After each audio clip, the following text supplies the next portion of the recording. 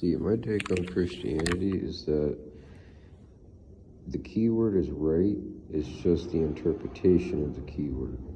And the key word would be Christ. People think it's like an entity of a person and stuff, but Christ is of a mindset. You know, he said he was going to rebuild his temple within 3 days. He was dead for 3 days and came back. It was of the body.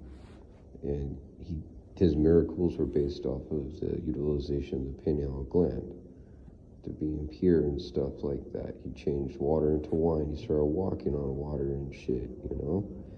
Because he's mastered his body so he can master this reality. It's in a way to emulate the methods of the person, but not the person himself, because we have the same tools. He was on earth as a man, and he used the capabilities that we all potentially can have. But the thing is that people who preach this good worded stuff don't understand or even utilize this, because it's all about frequency. When you do things to lower your frequency and to invoke spirits upon you and all that kind of stuff, right, is going to make it harder for you to become more of a pure person, closer to the celestial existence that you reside with, as above, so below.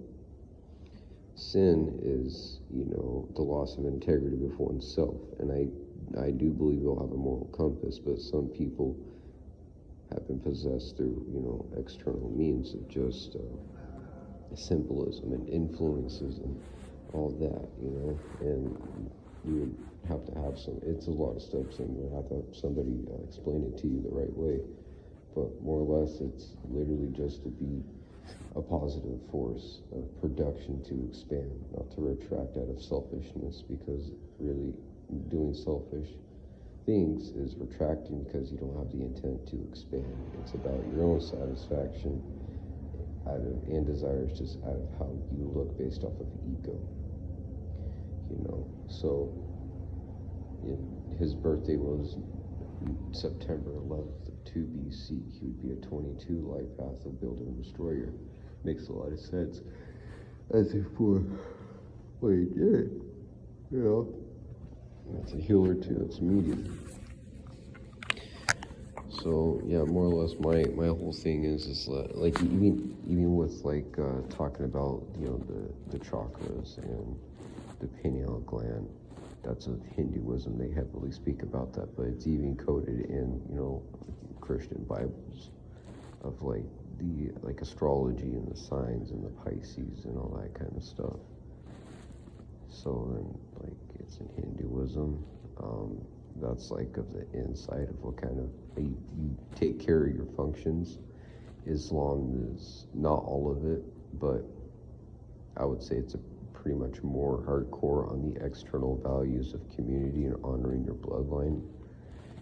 So it's like religions across the board, they have pieces that make sense, but they steer in another direction to follow that cult. It's like there was one book, and then they just took bits and pieces of it, and they just spread it across the entire world. And every book has a map of how you can become closer to this Christ-like mindset.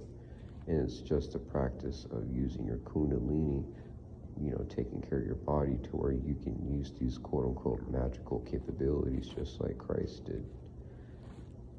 It's just an example of what you can do. But and the interesting thing is that that's the only religion that's being slandered right now. You can be Jewish, you can be Muslim, you can be Hindu. Music industries don't care about that. They only have contracts of saying don't promote Jesus, because if you promote Jesus, it would allude more towards to you taking care of yourself spiritually. It's not necessary for you to pray and give your energy off to some deity you don't know with mantras and affirmations to send your energy out to something that already created the energy for you to have. It's already so powerful where it doesn't need anything back from us. It created the good and evil, the light and the dark. It makes no sense for you to send it back like it's going to do anything. The only thing that we can do is to honor, the Creator's name by just using what He has provided for us correctly to expand the system, to expand our families, to be honorable, to honor the name of the Creator, to show that what He has created can be prolific and it is positive, then retracting. Granted, there is always going to be duality of those who don't know and those who do know. That's just the balance of things, but with somebody who does know this, it can evolve to, like, by inspiring, to where the positive outcomes have been amplified. Law of opposites. If one is evil, the other has potential of being good, has different intentions, So that's just kind of my whole spiel. But take care of yourself, understand love, respect yourself, have boundaries, because you can't let everything into your heart, but you can just brush it off and don't invite it necessarily. Just be. You gotta watch things. Like, if your friend put strychnine in your coffee, if you're the worst enemy ever, right? This is from Jim Rohn. If he gave you, coffee, your worst enemy gave you a cup of coffee and they put some sugar in it, would you drink it? Well, sure. But if your best friend gives you a cup of coffee and puts strychnine in it, would you drink it? No.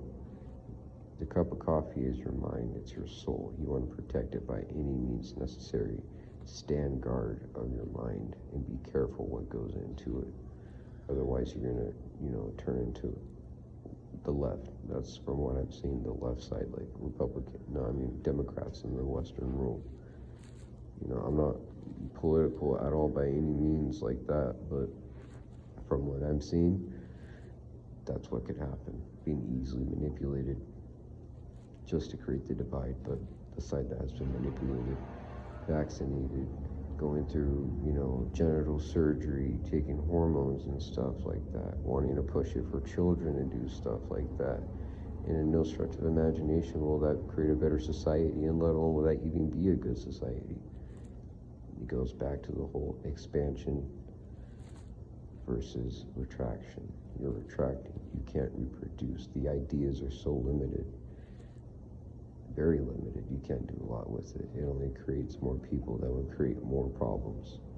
Suicide rates, lust, jealousy, anger, hatred towards oneself, resentment towards oneself. Hate, it's not positive at all. But yeah, we just need a little divination.